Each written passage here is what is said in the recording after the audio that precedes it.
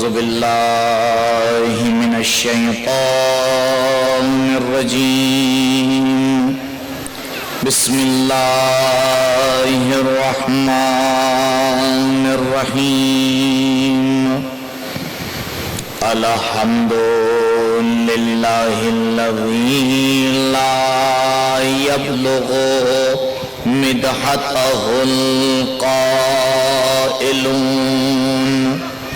ولا يحصي نعماءه العادون ولا يؤدي حقه المجتهدون. فطر الخلائق بقدرته ونشر الرياح برحمته ووطدا بالصخور ميدان أرضه. والصلاة والسلام والتحية والإكرام على النبي المصطفى والرسول المجتبى الذي دنا فتدلى فكان قاب قوسين أو أدنى.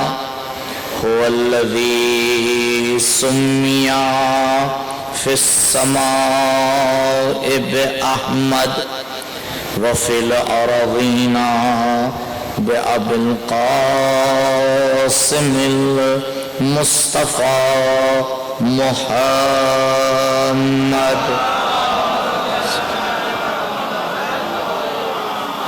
وعلى أهل بيته الأطيبين الأطهرين المعصومين المظلومين الذين أذهب الله عنهم الرجس وطهرهم تطهيرا.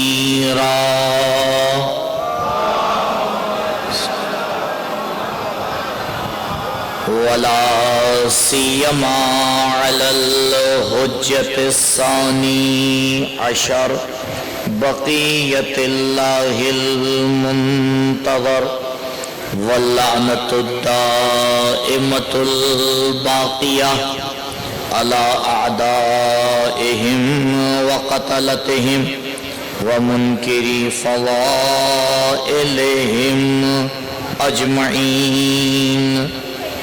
أما بعد فقد قال الله الحكيم في بيانه الكريم. أعوذ بالله من الشيطان الرجيم. ومن يبتغي غير الإسلام دينا فلن يقبل منه وهو في الآخرة من الخاسرين. درود پائیں پر محمد وآلہ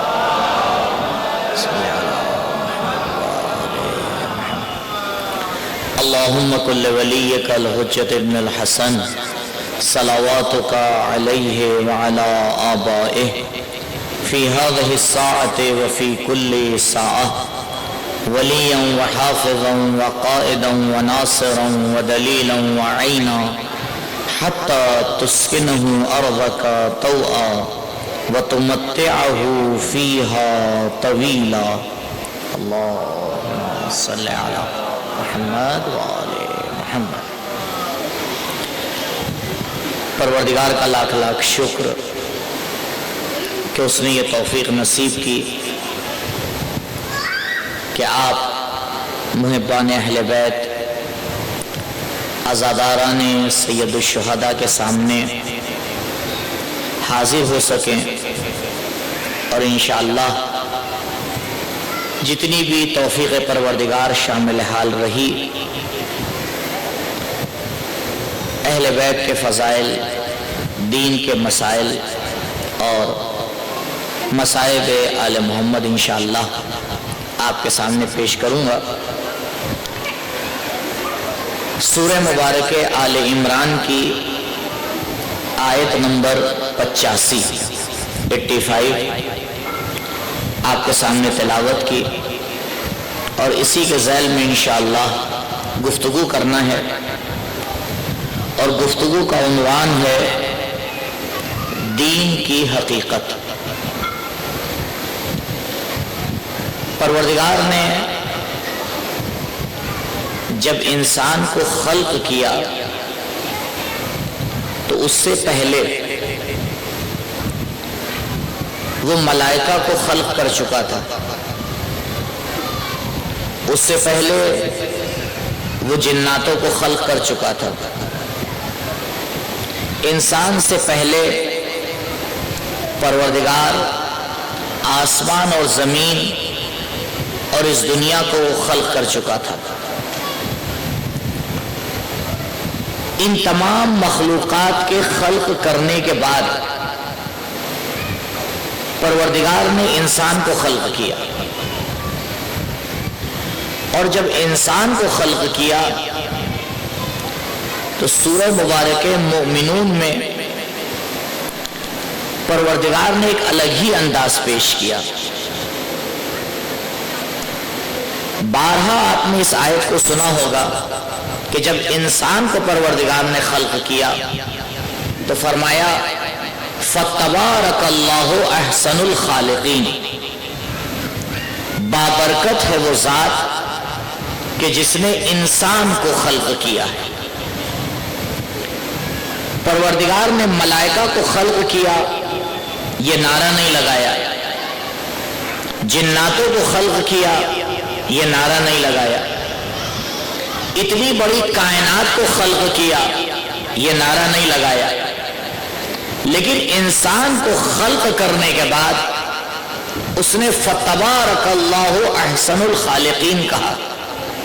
اس کا مطلب یہ ہے کہ جو مقام انسان کا پروردگار کے سامنے ہے وہ نہ ملائکہ کا ہے، نہ جناتوں کا ہے، نہ اس مخلوقات کا ہے۔ کہا اے انسان، میں نے تجھے اشرف مخلوق بنا کر خلق کیا ہے۔ یہ انسان اشرف مخلوق، پروردگار کے پاس اعلی ترین عبادت کرنے والے ملائکہ موجود تھے۔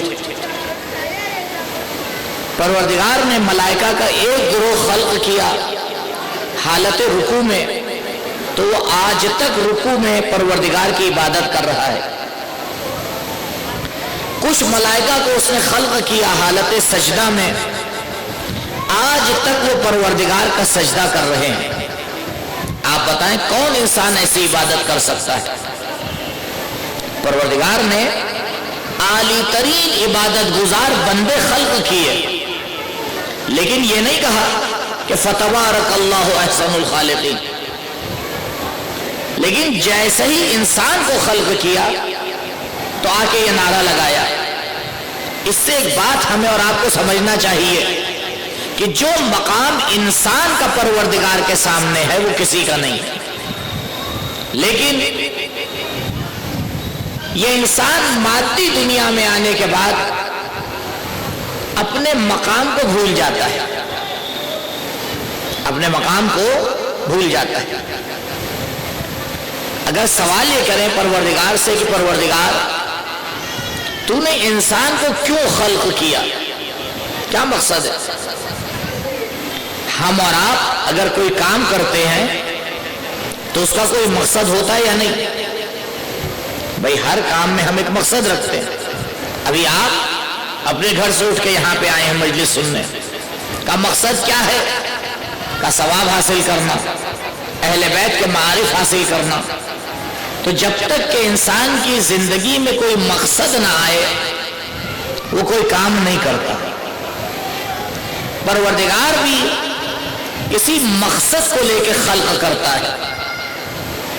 تو اب اگر پروردگار سے پوچھا جائے کہ پروردگار کہ تو نے انسان کو خلق کیوں کیا، جسے تو نے اشرف مخلوق بنایا، اپنی پوری کائنات میں سب سے بہتر بنا کے بھیجا، تو اس کے پیچھے تیرا مقصد کیا تھا؟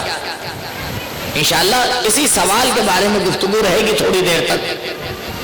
کیا ہے مقصد؟ کبھی ہم نے اور آپ نے سوچا؟ امیر کائنات علی ابن ابی طالب علیہ السلام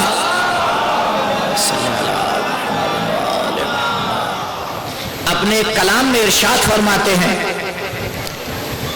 رحم اللہ امرأن، پروردگار اس انسان پر اپنی رحمت نازل کرے، یعنی مولا اس کے لیے دعا کر رہے ہیں، مولا ایک انسان کے لیے دعا کر رہے ہیں، رحم اللہ عمران، پروردگار رحمت نازل کرے کس کے اوپر؟ کہا اس انسان کے اوپر کہ جسے 3 سوالوں کا جواب پتا ہو۔ رحم اللہ عمران یعلم من اینا و الی اینا و فی اینا، پروردگار رحمت نازل کرے اس انسان کے اوپر جسے پتا ہو کہاں سے آیا ہے، کہاں جائے گا اور کہاں رہ رہا ہے۔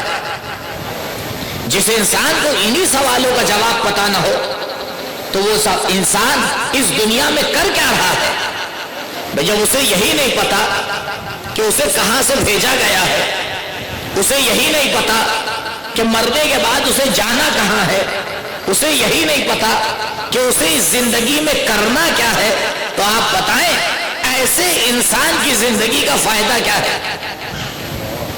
مولا اسی بات کو کلیئر کرنا چاہ رہے ہیں کہ انسان میں اس کے لیے دعا کرتا ہوں، اس پر رحمت پروردگار کی طلب کرتا ہوں جو ان 3 سوالوں کا جواب اپنی زندگی میں تلاش کر لے، اسے پتا ہو جائے وہ آیا کہاں سے ہے، اسے پتا ہو جائے اسے جانا کہاں ہے، اسے پتا ہو جائے اس دنیا میں اسے کرنا کیا ہے۔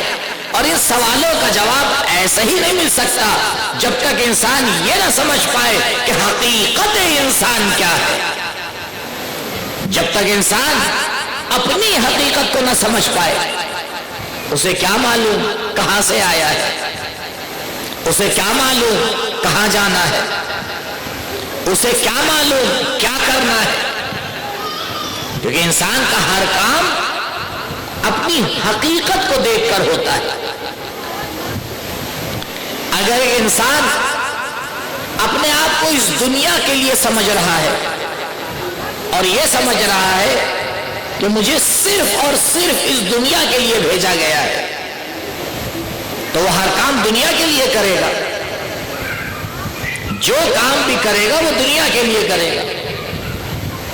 اگر اس سے کہا جائے کہ بھئی آخرت کے لیے کوئی کام کر دیجئے، تو وہ آخرت کسے کہتے ہیں؟ جس کا عقیدہ ہے ہی نہیں قیامت کے اوپر، تو قیامت کے لیے کام کیوں کرے گا؟ جس کا عقیدہ ہوگا وہی تو انجام دے گا۔ تو یہ اہم مسئلہ ہے عزیزوں، اور روایات اور آیات نے اسے بے شمار بیان کیا کہ انسان تو سمجھ لے پروردگار نے تجھے کیا کرنے کے لیے بھیجا ہے اور کس لیے بھیجا ہے۔ جب آیات اور روایات کا مطالعہ کیا جاتا ہے تو بہت آسانی سے میں آپ کی خدمت میں مثال دینا چاہ رہا ہوں کہ سمجھیں کہ پروردگار نے کیوں بھیجا۔ آپ نے ایک آیت بہت زیادہ سنی ہوگی، ما خلقت الجن والانس الا لیعبدون، ہم نے انسانوں کو اور جناتوں کو خلق نہیں کیا ہے مگر عبادت کے لیے۔ تو آپ بتائیں اگر پروردگار نے انسان کو عبادت کے لیے خلق کیا ہے تو کتنی دیر عبادت کرتا ہے؟ بھائی 24 گھنٹے میں ہم اور آپ کتنی دیر نماز پڑھتے ہیں؟ 1 سال میں ہم اور آپ کتنے دن روزے رکھتے ہیں؟ پوری اپنی عمر میں کئی بار حج کرتے ہیں؟ آیت کیا کہہ رہی ہے؟ کیا انسان تجھے میں نے خلق کیا ہے عبادت کے لیے، تو کتنی دیر عبادت ہوتی ہے؟ 24 گھنٹے میں زیادہ ٹائم عبادت میں جاتا ہے یا کم ٹائم؟ زیادہ ٹائم تو نہیں جاتا۔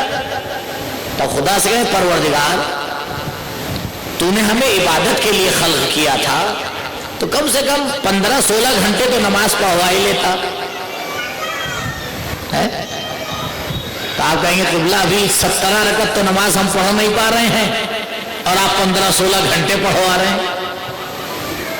اگر پروردگار سے یہ کہا جائے پروردگار سال میں صرف ایک ہی مہینے روزے رکھوا رہا ہے، بھئی 8-10 مہینے تو روزے رکھوائے تاکہ مقصد پورا ہو. آپ بتائیں تو یہ مقصد پورا ہو رہا ہے یا نہیں ہو رہا ہے؟ قرآن سورہ مبارکہ زاریات آیت نمبر 56 ما خلقت الجن والانس الا لیعبدون. ہم نے انسانوں کو اور جناتوں کو خلق نہیں کیا مگر عبادت کے لیے. تو اس کا مطلب یہ ہے کہ شاید عبادت کو سمجھنے میں کہیں پر کچھ غلطی ہو رہی ہے. عبادت کہتے کسے ہیں؟ عبادت کیا ہے؟ کیا عبادت نماز ہے؟ کیا عبادت روزہ ہے؟ کیا عبادت حج ہے؟ اگر صرف نماز عبادت ہے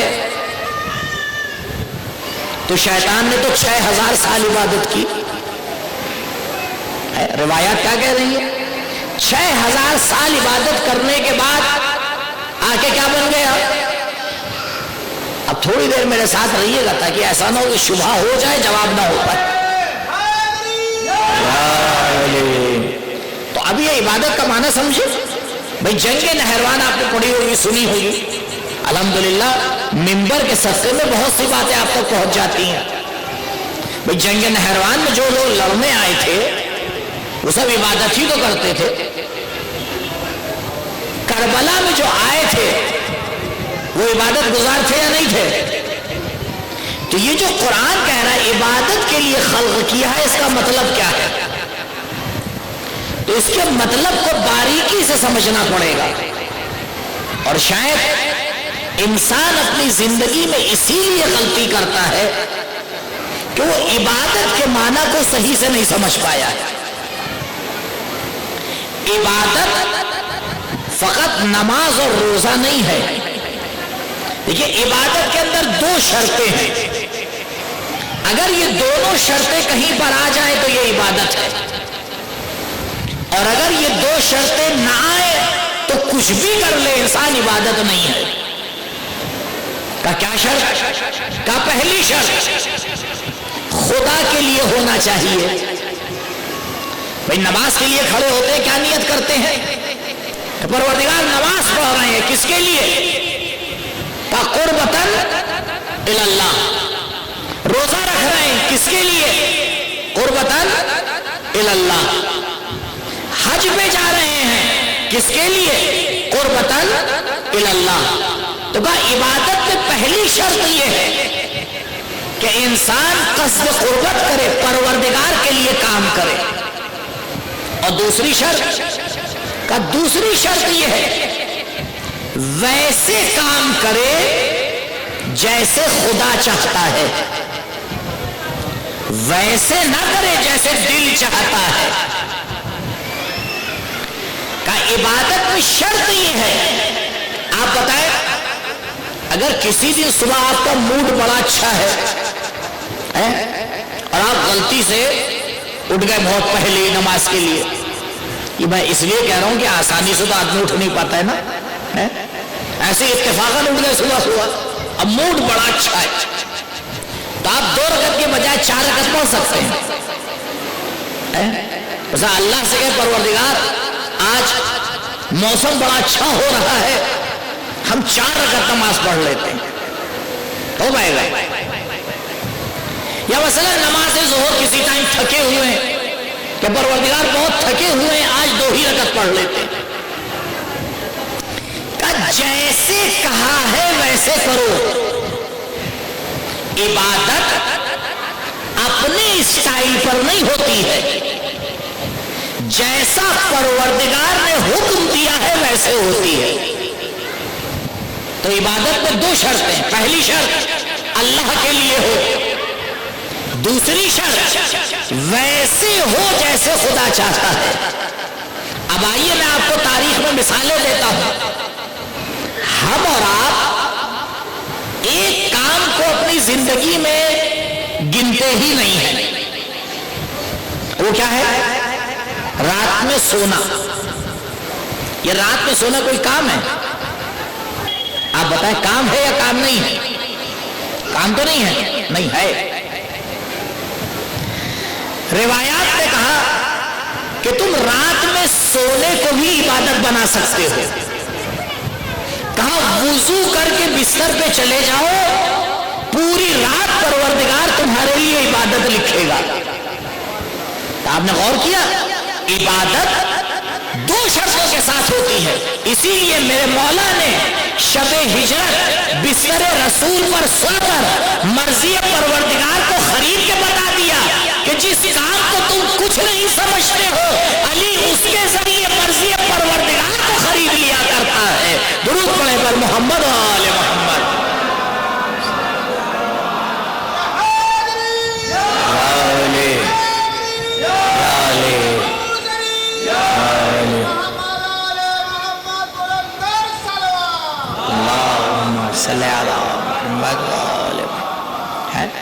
اگر انسان ان دو قانون کے اوپر عمل کر لے جائے تو اس کا دیکھنا عبادت ہو جاتا ہے, اس کا بولنا عبادت ہو جاتا ہے, اس کا زمین پر چلنا عبادت ہو جاتا ہے, اس کا کھانا کھانا عبادت ہو جاتا ہے, اس کا پڑھائی کرنا عبادت ہو جاتا ہے. اب پروردگار آواز دے گا, اے میرے بندے, میں نے تجھے عبادت کے لیے خلق کیا ہے. اس کا یہ مطلب نہیں ہے کہ تجھے فقط نماز پڑھنا ہے, فقط روزہ رکھنا ہے. نہیں, بلکہ تجھے انسانیت کے زینوں کو طے کر اپنی زندگی کے ہر عمل کو عبادت بنانا ہے. اپنی زندگی کے ہر عمل کو عبادت بنانا ہے. ابھی آپ بتائیے, ہم اور آپ یہاں بیٹھے ہوئے ہیں, میں بول رہا ہوں, آپ سن رہے ہیں, یہ عبادت ہو رہی ہے یا نہیں؟ یہ عبادت ہو رہی ہے یا نہیں؟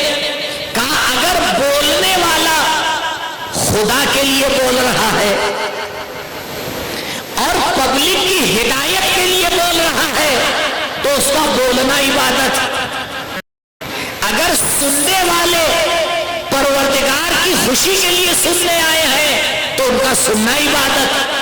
جن لوگوں نے انتظام کیا ہے اگر خدا اور اہل بیت کی خوشی کے لیے کیا ہے تو ان کا انتظام کرنا عبادت. تو ہر کام انسان اپنی زندگی میں عبادت بنا سکتا ہے, لیکن شرط یہ ہے پہلے پروردگار کو نظر میں رکھے, مرضی کردگار کو نظر میں رکھے. درود پڑھے پر محمد و آل محمد.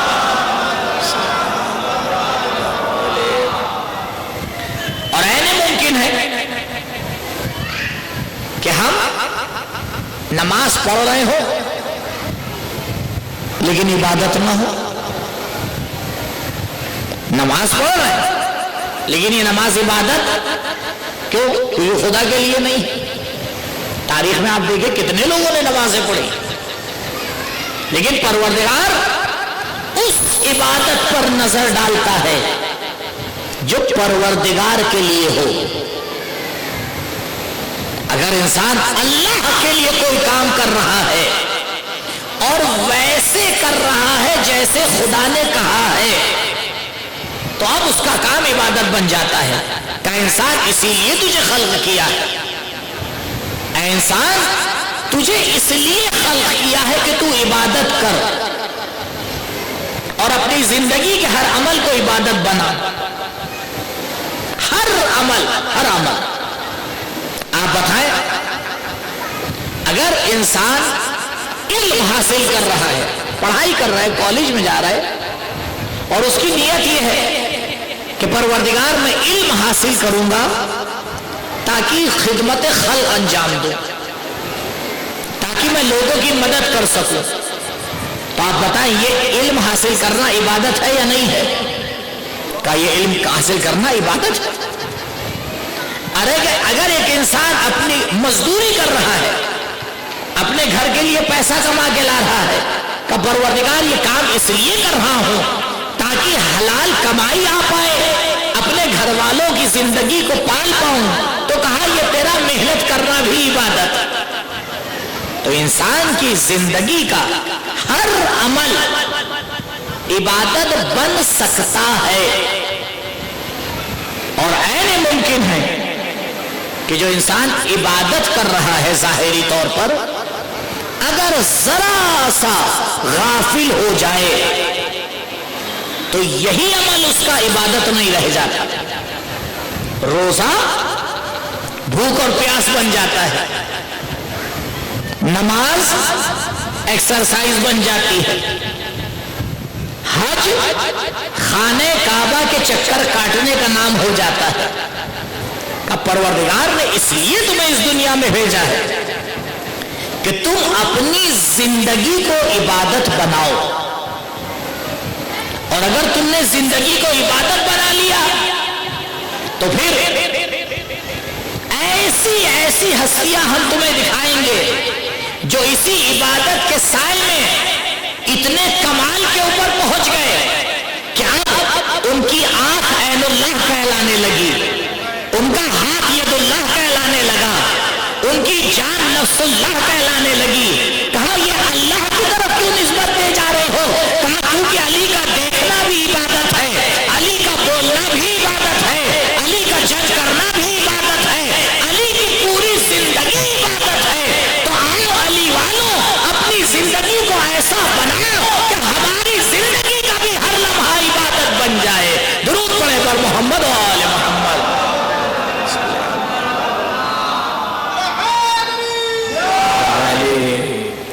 ये अहम मसला है हमारी जिंदगी में, क्योंकि परवरदिगार ऐसा ही नहीं कह रहा है मा खलक़तुल जिन्ना वल इंसा इल्ला लियअबुदून।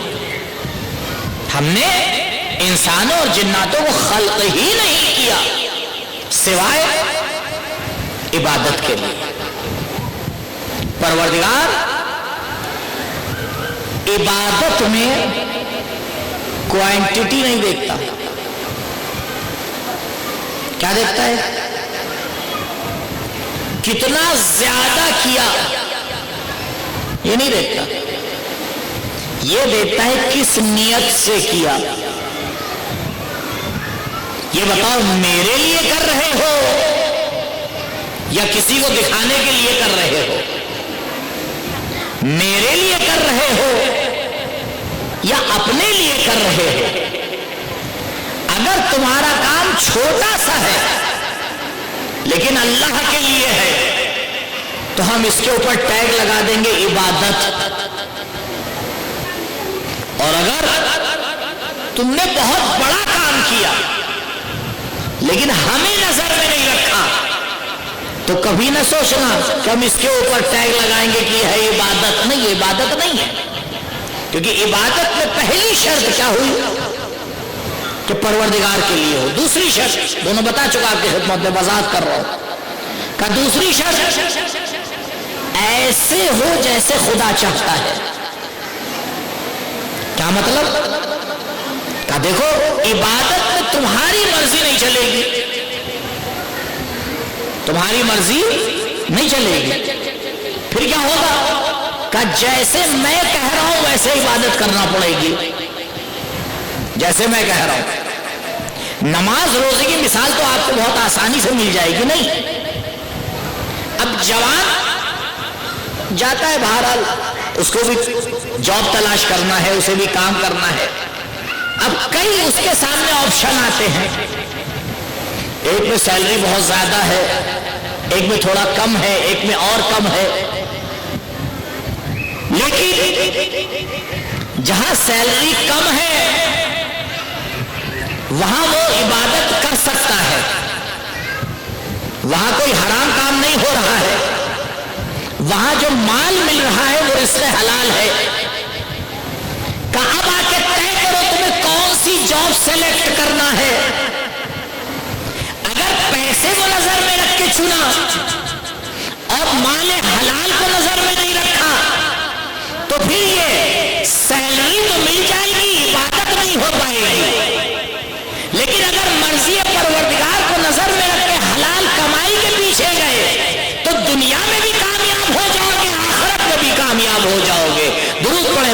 محمد و آل محمد۔ اسلام بہت سی باریکیوں کو نظر میں رکھتا ہے۔ ایک صحابی پہنچے رسول کے پاس، کہا یا رسول اللہ بہت زندگی مشکل ہو گئی ہے، بڑی پریشانیاں ہیں زندگی میں،